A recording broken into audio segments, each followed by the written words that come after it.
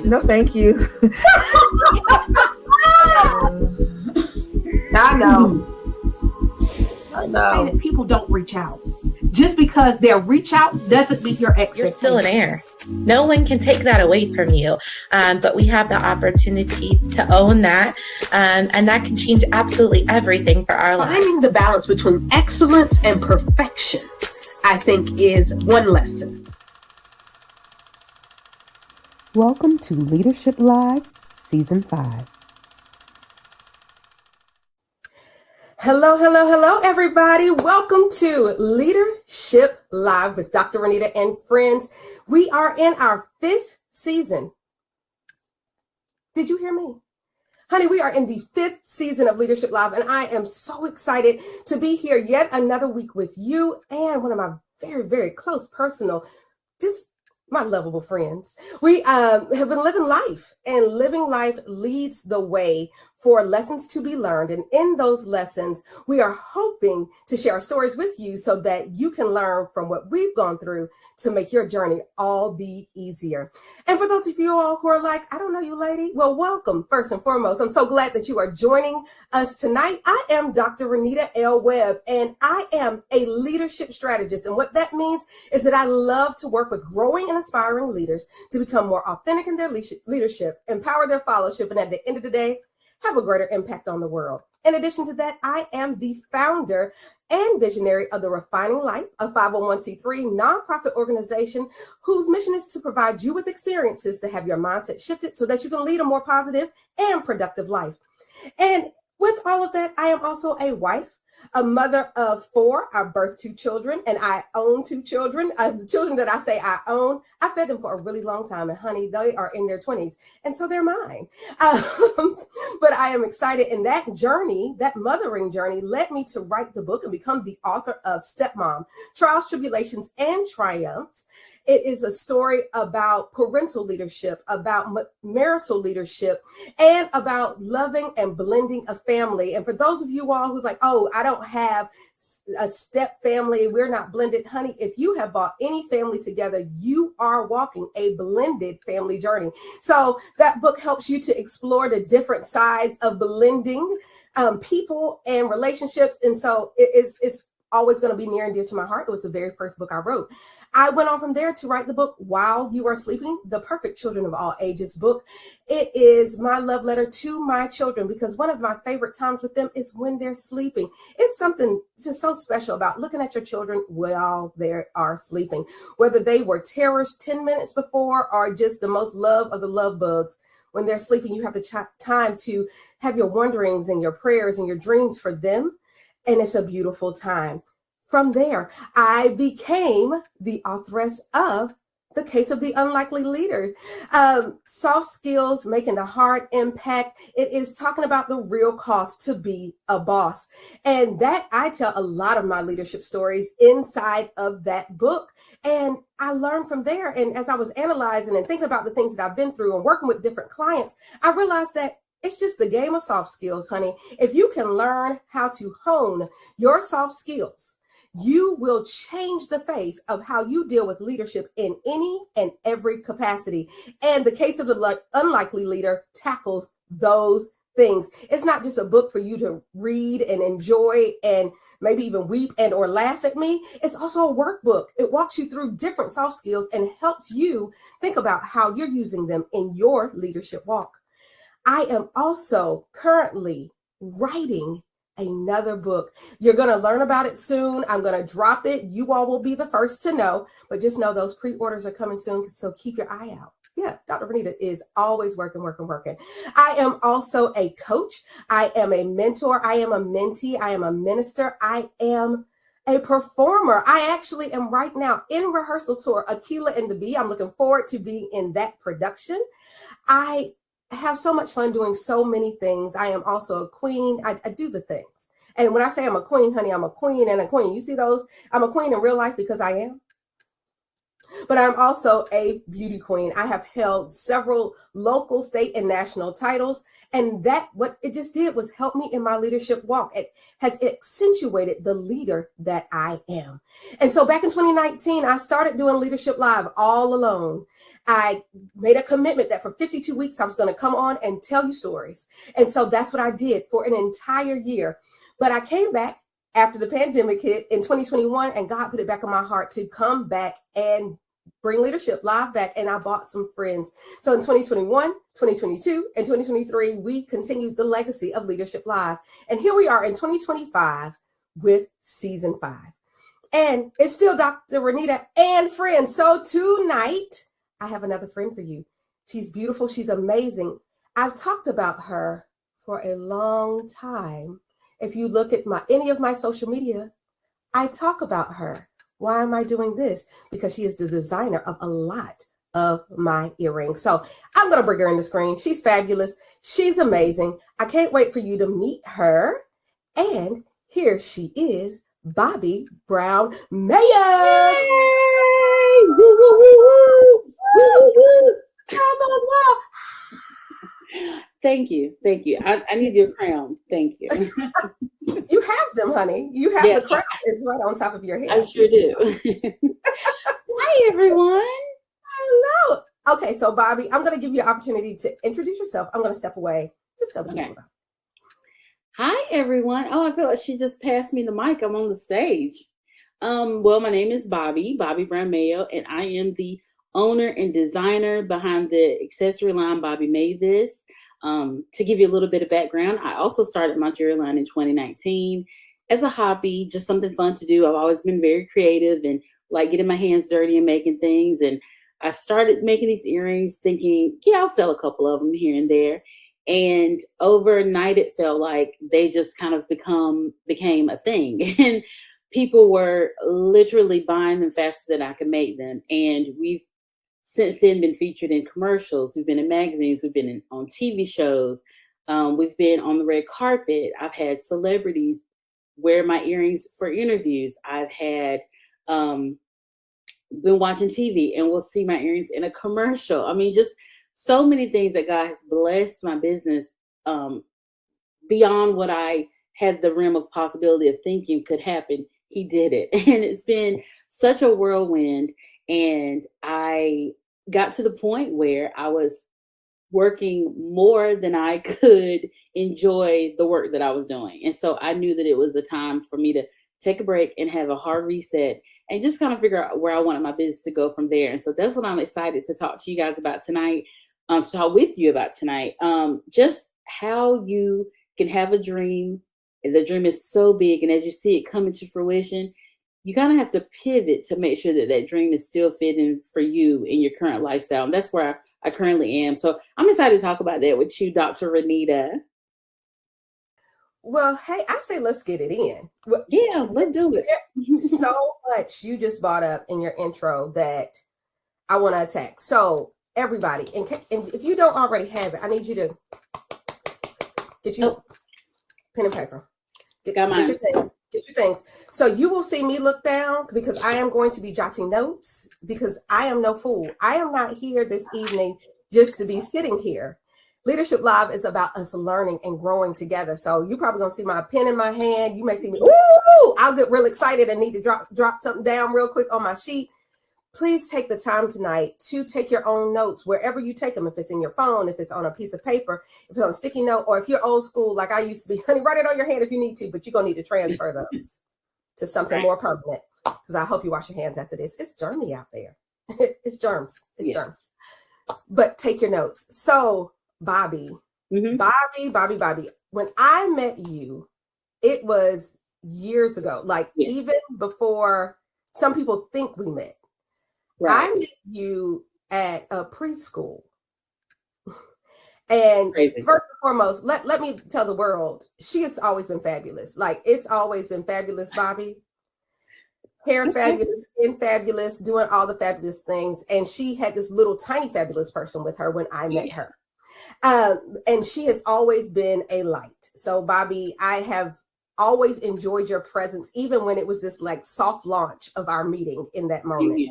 Mm-hmm. And your I told you this before, your contact in my phone is still from that first meeting. Yeah. The person who introduced us said, you all need to know each other. And she had actually been telling me about you for years. Mm-hmm. And she said, you all just need to know each other. So I made sure I got your number that day. And so let's talk about that moment and the power of connection. Right. So both of us were getting ready to make a pivot. I don't think we knew it. Right. But we were both getting ready to make, for me, it was a very huge pivot. It was life-changing for me. I was going from being a school assistant principal to becoming a principal. I didn't know it was happening at that moment, but because of our connection in that moment, in my other pivot, I knew some things about you, and I was able to reach out because I made the connection in the moment. Uh-huh. And I was able to say, Bobbi, I have this going on. Could you potentially come and interview and become a part of this new thing? And so that's something I want everybody to hear tonight. When you have the opportunity to meet people, don't think that it is simply just for the moment. Right. Take advantage of creating true connections. Build your village. Don't know what roles people will play in your life, but if you don't take a moment in the moment to make a real connection, you may need that connection later and not be able to reach out to it. Yes, ma'am. If I didn't have your phone number, I would not have been able to reach out to you as readily. I probably could have gone back to the person who connected us in the first place and gotten it. But even then, it may not have even been as cemented in my memory, because it's something about when you write something down, it connects to a different part of your brain. So because I wrote your name and your number and we talked that day, I was able to remember, oh, she does this. And so I'm grateful for you answering the phone when I called. Oh my gosh. So I've never even really told you this story, but this is a great opportunity. First off, I want to say we speak the same language, like from day one. And I know that's why that's why Joy wanted to connect us, because we speak the same language. We just do. I get you from the moment I met you. I'm like, oh, I see it. Remember I told you, I used to be like, you're going to be on Broadway. So forget what you see around here. You got, like, I just saw it. I see it in you still. It's never left. You said, I'm a light. You are like a bright, shining, like, you know, those lights at like a football game that like shine. That's how I see you. I'm like, oh gosh, yes, I love it. But the time you called me and for that job, first off, my confidence was so very low. I just had a child. I had been pursuing a master's degree in dance anthropology because I wanted to dance and travel and teach people. I wanted to go to different countries and come back and teach children here the culture dances, specifically from the African diaspora. I created the master's program. They did not have it at UNCG. I proposed it and they were like, great, do it, you know. And then I had a baby and got very discouraged and couldn't finish it. And I just found a job that was not fulfilling. And when you called me, I had given kind of up on pursuing any kind of dance performance, anything in that. I just figured my time had passed. It wasn't for me. And so you don't even know how just getting that job in that moment was such a confidence boost. It really was.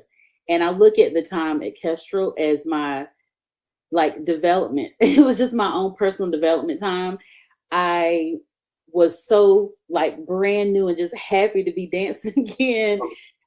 But I also look back on it and figured, just like you said, about making connections. I made so many connections while there and developed deeper relationships with people than I had in any other workplace, because that's not my forte. That's a skill I have had to learn, is how to, you know, make connections and keep those connections. Because although I love people, I'm a person that my cup is always full. Like I don't, you know, I'm like, I got a lot of friends. I got family, but working there just taught me, okay, you do have room. You can let more people in. So I just wanted to say that to you, that I contribute you personally for helping me with those skills that I didn't have at the time, that now come into play very often, especially in business, working my own business, especially in that avenue. So yeah, meeting you, and I was like, oh yeah, we get each other. She's a performer. I see it. You know, I can read it. And I always told Joy, I connect her. I would always tell her, like, I just love your cousin. Like, there's just something about it. This is before we probably even had a real, we met that one time. Didn't have a but I was like, oh yeah, I love her. I love her. Just something about her. I don't know. So I do. Making connections is so important because you just don't know. Look at us now. That one meeting, and now I feel like we are. It doesn't feel like we are friends for life. Like we are connected. I will always be in your life. You will always be in mine. So it's just a wonderful thing. I love it. Well, look, I appreciate and I am grateful for our continued connection because we've had opportunity to connect on so many different wavelengths. And I think even though, and we've connected and reconnected, like I don't feel like our connection ever went away, but like I feel like a connection grows a new link. It does. Agree. Each one of our pivots because we both pivoted. So we went from the positions at the school. I'm not even working in traditional education anymore. Right. Like not currently. Who knows what God has? Exactly. And then our daughters have similar interests, and so we were able to connect a new connector to their connection. And then, you know, this entrepreneurship journey, that's a different connection. Even though I think we both have always had an entrepreneurial spirit. Of course. Yes. And you know, because when I met you, you were working a makeup line. Yeah, I was hustling and do all the things I could do. You're right. Right. But, you know, that entrepreneurial spirit, and I think, you know, to start a school, that entrepreneurial spirit had to already be there. So that was another link in our connection chain. So it's a connection change. Yeah. And those connections have grown deeper and stronger. The bond has been stronger in the pivots. And every time we've had to shift or desired to shift, or that though two met each other at the same time, our connection has only grown stronger. And I don't know about you, but I absolutely love people. People are amazing, but people also get on my very last nerve. People be peopling. And because of this, there are shirts available. You can get a shirt, get a sweatshirt, there are tumblers, all kinds of great things to remind us that when we want to get frustrated, we just know people be peopling. Available now on my website, www.drrenitaweb.com. I know with a lot of pivots, sometimes you pivot and connections break. Exactly. Yep. For the good, a lot of times, some people don't want to admit that it's for the good. But relationships shift, relationships change, and when they're no longer serving you, you may have to reevaluate how they're showing up in your space. But ours has had that opportunity to, there's another one, and there's another connection. It's kind of like you can't get rid of me, no matter how hard you try. Absolutely not. And there's not even a try here. I've been trying to figure out how I can move. Girl, I've been looking at real estate. I'm like, you moved to New York City. Guess what? I just realized I gotta go to New York. Like what? Come on. We have a space for you. It's always gonna be there. It's always gonna be there. But so in thinking about all these pivots, so I have so many things written down. But I like what you said about in the moment where you were in a dark space, you weren't attracted to darkness. I think that is pivotal when you are pivoting, is that you seek light. That's right. Not letting the light feel like it's dimming you, and let that light illuminate you. And I think that some people get stuck in their darkness and they get mad at the light. So to hear that in that moment, because you were a light to me, just because of who you are, like your personality is so bright, and it attracted me. Like I was like, honey, give me that. Right, yeah. Sean Paul wrote a whole song about it. Give me the light. Right. This song's about both of us. Hey. Thank you, Mr. Paul. Right. Thank you, Sean Paul. But allowing the light to illuminate you rather than remind you of your own darkness. That's right. So reminding all of us that in our darkest days, when we see light, to seek it. That's right. That's right. That said so much to my spirit, because we all go through dark days. I think especially in like an entrepreneurial journey, it is easy to find the darkness because, honey, it looms. Right. Because when you don't know where it's coming from or where it's going. I need to write that down. To feel dark, right? But in those moments, sometimes I think about the blessing of my children, even though sometimes they take my whole last nerve and sit on it and grind on it with their heel. Yeah. when I am the most frustrated, I find them showing up to me and choosing to let their laughter, their silliness, their ridiculousness sometimes be a light in my life, their joy and their happiness, and not allowing what's happening with me to dampen or darken their light. That has been one of the greatest blessings of my life. And sometimes it does get on my nerves. Right, of course. Why are you so happy? Leave me alone. Yes. But their joy and allowing their joy to bless me, or when I'm meeting a new person, or even allowing myself to go out. Sometimes when we're in a dark place, we like to stay in the house. Yeah. But finding ways to have human connection and allowing ourselves to connect to other humans while we're out, and those bright people, even if you don't speak to them, sitting around them sometimes. And okay, so people gonna say this is ear hustling. I think it's just another way of communicating with people. Okay. When I'm in the space and I'm quiet, and sometimes other people got other stuff going on and I can't hear, but here I'm gonna laugh at their joke. Yeah, me too. I will bust out laughing, and that's not ear hustling to me. That is just enjoying a little bit, but it's okay. It's happy ear hustling. But I'm enjoying the people. Yeah. But you know what you're saying is making me think. So, you know, when you're like growing up, well, not growing up, even now, you're always seeking to find your purpose. You know, you pray about it, try to find a scripture that's like, what's the scripture for me? What's my, and I'm always led to light. I'm always led to light. When people describe me, they say it. When I look at scriptures, it'll be like, turn your face to the light. Like always. It's been over my whole life. I've been prophesied that I was a light. Like that's just it. And I think that, to use the example of meeting you in this particular scenario, I think that what it does is it just reinforces my purpose. Like if I'm in a dark place and I meet someone who is shining so bright I can't ignore it, it's like, okay, God, like you're showing me that there is more, you know, like let me turn this way, let me turn away from what I currently see and seek a little bit more.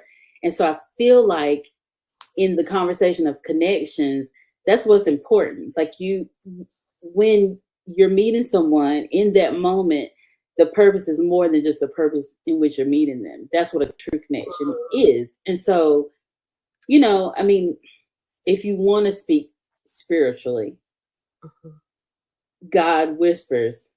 And, you know, like if you're listening, you hear God's whispers, even when you're in a dark place. So like, meeting someone and on face value, I just met this lady at the shoe store, but she put a smile on my face.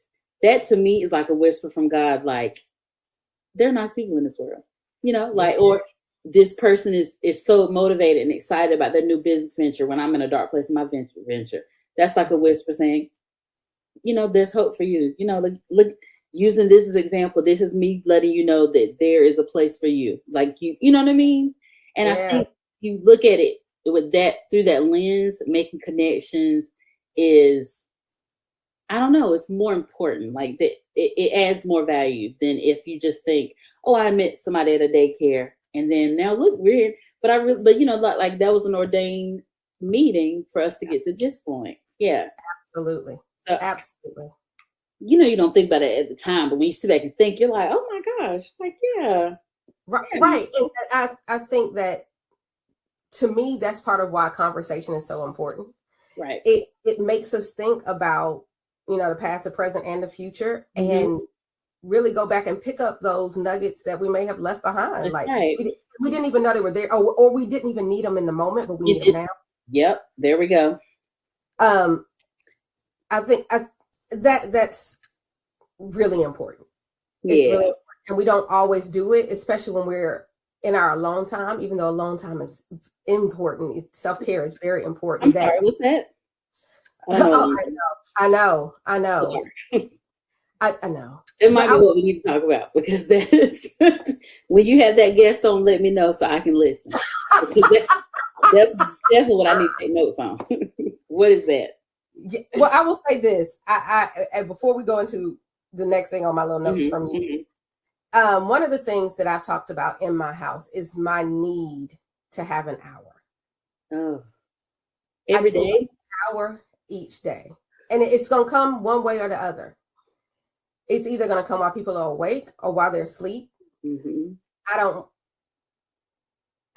it's been a whole to do. My husband and I have been married for 15 years. And in that 15 years, I discovered that I needed an hour.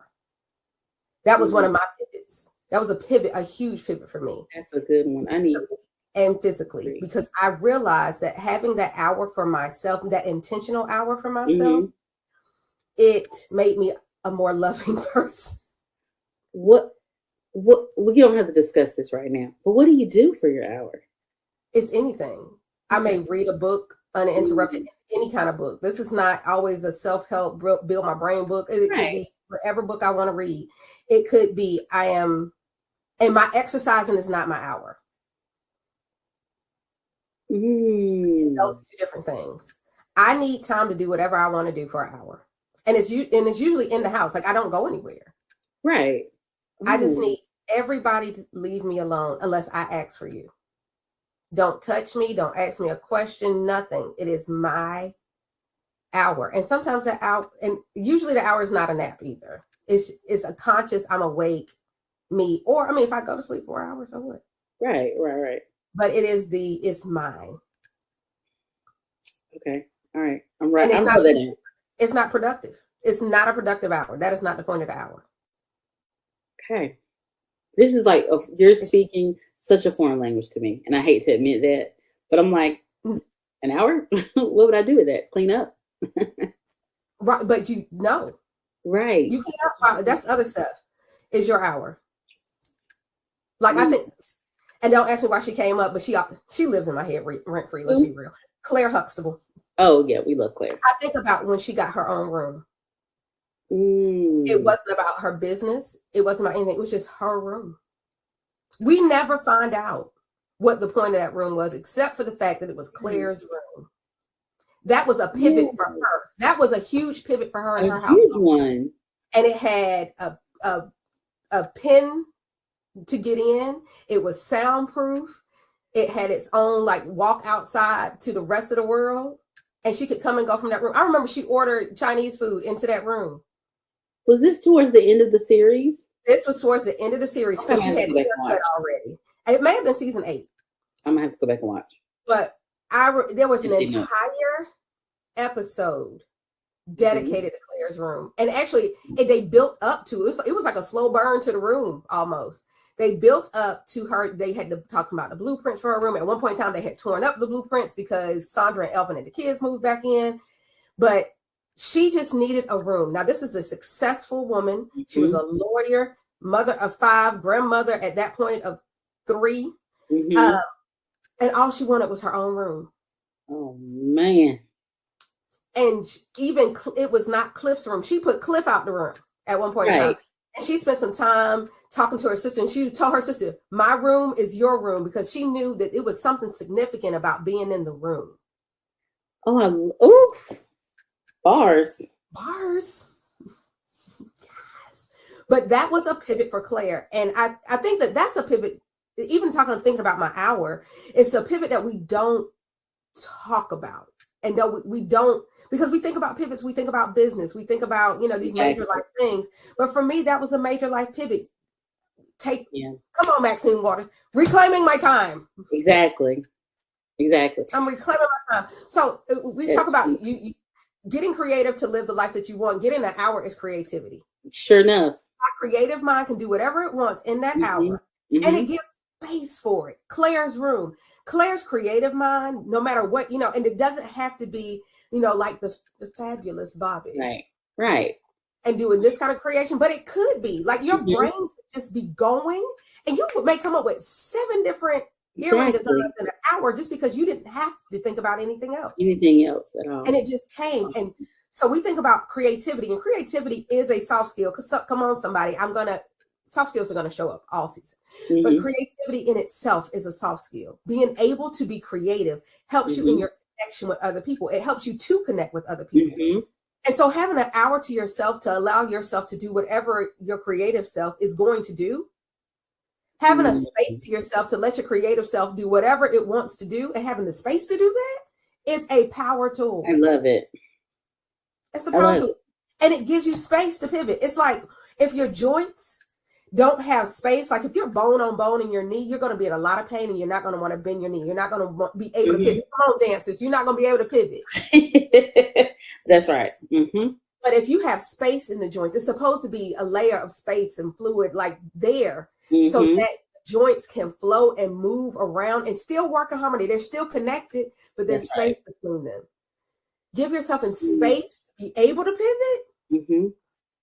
Baby. Well, we can end right here. No, I'm playing though.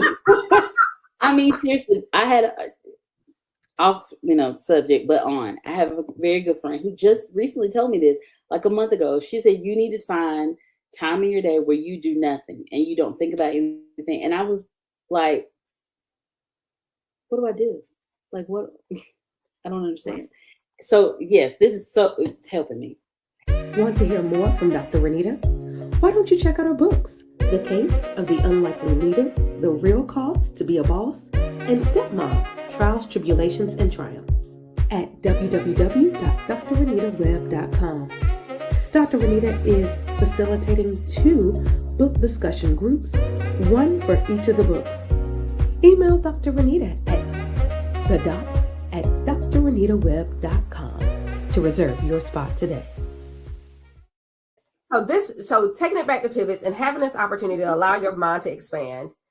So I want to talk to you about going from dance teacher to creative jewelry guru on red carpets, television, Tia Mowry's Quick Fix. You were on the list. Were you on the list for Beyonce's Black Parade at one point? Yeah. Okay. So, ma'am. And it was right before the world went insane. Yes. But your brain said, let's play with clay. I know. Yeah. Yeah. How? Well, I think that the part that is missing from that is that after teaching dance with you, I took a break. Remember, I had my boys. Right. And so I had, 2 years of, a year and a half maybe, of me and 3 under 3. And being home with them every single day, day in, day out. And while I loved every second of it. And, it was just so much fun. I documented all the time. I started a little Instagram page. I remember. Showing how they tore up my house and everything else. But while they were tearing up your house, also you creating, we skipped that too. Creating your house. I created what? Was it during that time that you started doing like interior design stuff? Oh, in my house, yes. Because I was looking for something. Yeah, I was looking for something. Yeah, that's right. Yeah, so I mean, I think that time is what allowed for me to pivot to, to the earrings. I think during the time, I'm going to be very honest, it was very hard. I cried a lot because I went from feeling very passionate. I love kids. Like my heart is with, like, I know that that's one of my callings, to work with children and to show them how to express themselves through movement. I love it. It just gives me a feeling. And so I didn't realize how much I was going to miss it, to be honest. So when I, was home with my little ones, I felt like, well, I get that I'm here with them, but what's my purpose? I kind of, this is not it for me, and I've always felt like I was going to be somebody big and famous, just to be, fully transparent. I'm like, how am I going to be famous if I'm at home every day with these little children? Like, it's like, I get it.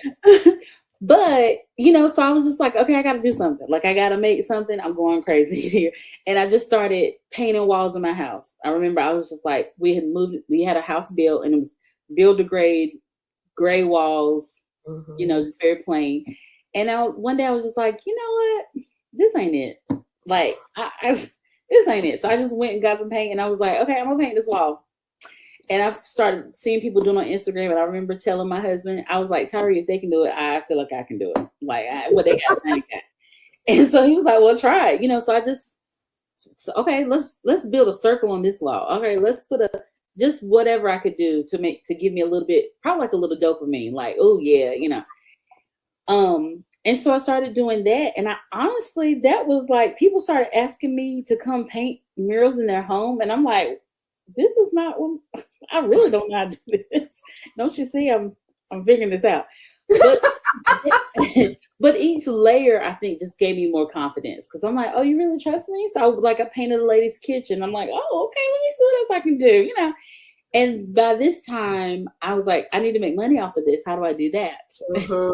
And so I just started looking for things, and I saw a girl making clay earrings, and I remember I reached out to her, so green, naive. This lady is trying to sell her earrings, and I wrote her and I said, "What's this? And how do you do this?" What is that?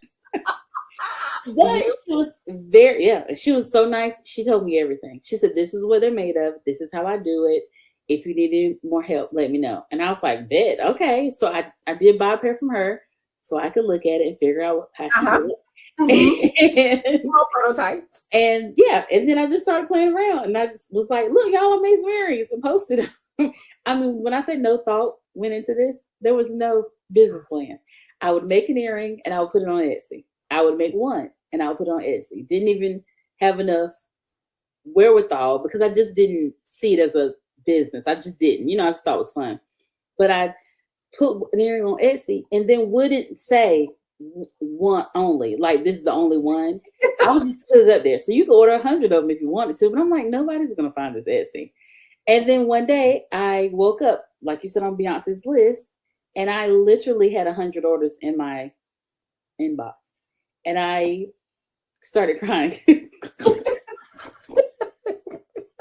I called my sister, and I'm like, I'm shutting down this Etsy because there is no way. I've made 5 total earrings in my career of earring making. How am I going to make 100? Like, I just was freaking out. But you know what? I figured that thing out. I went online. I found how to get me a real website. LLC. You should have seen me. I was in school of hard knocks, okay? I made me a little logo. I was like, we got to figure this thing right on out because if people come knocking, I need to be ready. And I just, I can't even tell you. It was just God's timing, and I was ready. I was ready when the opportunity came. And so, like you said, I had to pivot from staying at home playing with my kids every day to turning my office into a studio. So I came in here, I moved everything out. I've turned it, you just kind of, you do what you got to do, Right. And I had my little kids, instead of us sitting around playing games and watching TV, I had them putting stickers on boxes. I had them putting the backs on earrings, 3 years old. They were trying their best to just try to, but like you said, I had to be creative and I had to pivot because even throughout all of this was asking God and seeking within myself, what does he really want? Like, what am I, like I said, what's my purpose? Why am I here? And if he dropped something, because it literally felt like he dropped it into my lap. I know I did the work, but it did feel like I had an opportunity that dropped into my lap. And if I prayed for and I asked for it, how can I fumble this bag? So I had to figure it out very quickly because I wasn't going to let myself down at all, So I don't know if that answers your question because I don't really have an answer. I just know I had to figure that thing out. But you very much answered my question. I mean, you do, because you're telling the journey. Mm-hmm. And I think that, one, I love the part of your story where you said, I just messaged the lady. I did. I just messaged her and I just asked her a question. I think that so many people lose things at that moment. Like, I don't know how to do it. And so I quit. Like, I quit before I start.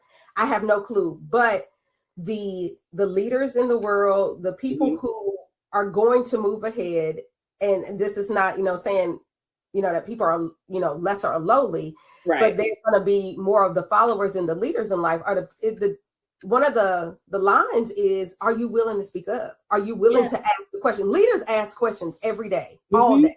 That's what leaders do. Mm-hmm. And for you to say, I am going to just, and where some people will say, it was out of ignorance or it was out of just that moment. No, that is courageousness. Like, it took courage. Yeah. which you may not even know that you have. But come on, lion, be that lion. Yeah. Have Yeah. courage. With that courage, that ferocious moment was the ask. Mhm. It was Mhm. a blind ask. I do not know you. You do not know me. Mm-mm. But I know that you have something that I seek to have. So Mhm. I think about when I was pivoting into the school to become the principal at Kestrel. Mhm. And I had never worked in an elementary school before. See, I I didn't applied, even know this. never. I'd never worked in the elementary. I worked middle and high. Okay. And even applying for that job was out of frustration because I had been a finalist in my own district from multiple schools and I never got it. Mhm. And one of my mentors told me at the last interview I went on, they said if they don't give you this school this time, you leave this district. Oh. He said, leave the district and go be great. He said, Mhm. I will recommend you for anything you want to do. Leave this district and go be great. And I was so frustrated when I applied for that job. And I got Mhm. that interview when I was a finalist for another job. Oh, And it wow. was a complete whim. It was a school that did not exist.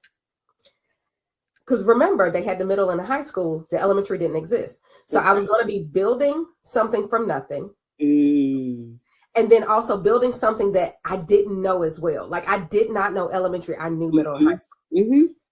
And so what I did was when I got the job, God saw it because I remember I was on a school field trip for another school when I got that call. I remember getting that and saying, all right, God, this is all you. Mm-hmm. What are we going to do? It was like one of those, yeah, I'll do it. Oh God, what am I going to do? Exactly. So my blind ask was the interviews. Mm-hmm. I did not know those people, but I knew they had something I did not have. And I was not afraid to say I didn't have it. Yes. I know you do. Y'all are slamming. Every teacher that came in that very first year was like, yes, we can do this because we're going to do it together. And every teacher that came after that was like, yes, because they have something I don't have. And I'm not afraid to ask for what I don't have and admit that's not mine, that's yours, but I do have something. What you had was creativity. What you had was willingness. What you had was an idea, but you knew what you didn't have and you went and got it. Right. Well, I think that's a power in the pivot. Yes. And hearing your story and in actually hearing mine as I'm telling it, it's also that baseline of confidence that you don't even realize that you have. Because what I know about myself is that I can do anything. I might not can do it wonderfully the first time, but I'm confident that I can learn how to do pretty much anything. And I feel like you have that same like baseline. I may not know how to do that, but I know that if I wanted to, I could. Yeah. And I think that helps with the pivot. So that carries in everywhere I turn, whether it's making earrings, whether it's dancing and teaching, whether it's now going into marketing, whether it's for you being a leader, whether it's for you being, like whatever it is, it's that confidence in, it's not even yourself, it's just in your ability to learn. I think that's where mine comes from, at least. I feel like I can learn anything. If I want to be a doctor, I feel like I could study and be a doctor. Yeah. I don't want to be a doctor, but if I wanted to, I could, so talking to people, I think that is one thing that a lot of people don't have. They don't have the confidence in themselves to make a decision and make that decision the right decision.